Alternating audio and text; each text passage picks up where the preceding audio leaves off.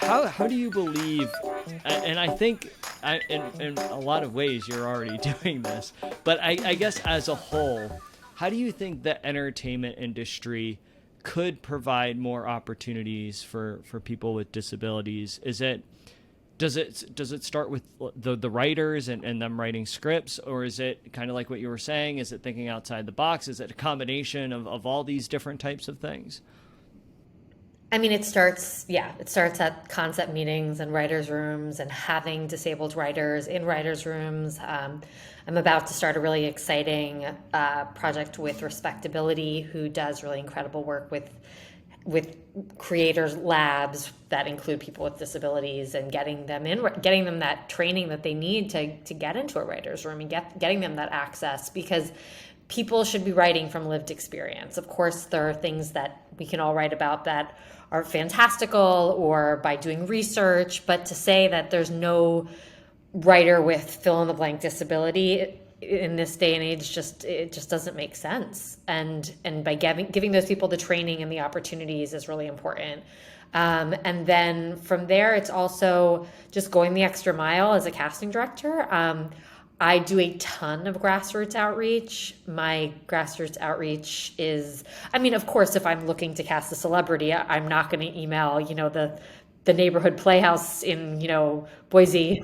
But if I'm looking for someone who's just, a really fresh face or something very specific, and I get hired by productions to do that specific work, consulting wise, or to cast like one, skit in a sketch project where it's supposed to take place in a specific area and they need all people from said country, things like that, because I'll do the grassroots outreach, and from all of my work within CSA advocacy wise, I do that. But,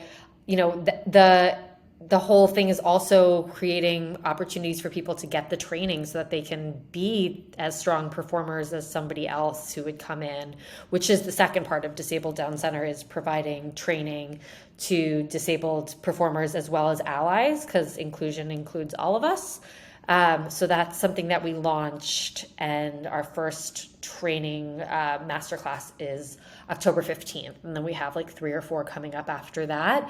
But it's about preparing people, and it's not just acting training. We also have a speech language pathologist who focuses on vocal health that's going to be coming, because a big part of, when you have a differently shaped body, a lot of people don't want to train you as a singer, or they don't feel like they have the tools, or they don't know how to help with certain things. So we have someone coming that's going to just kind of talk about, vocal health broadly, because that's something that all performers, whether you sing or not, is important. As I listen to my voice, that sounds like it's dying today from so much speaking.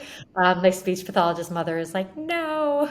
But it's really important that we all have those sort of things in our in our toolbox that are not always financially easy to tap into. Like that's, not something that is covered by insurance necessarily, or is not easy to access. So that's a big part of Disabled Down Center as well. But it really does start in the writer's room, as well as in those development, offices, having somebody with the disability that is, on the development team at a network or a part of that process is huge.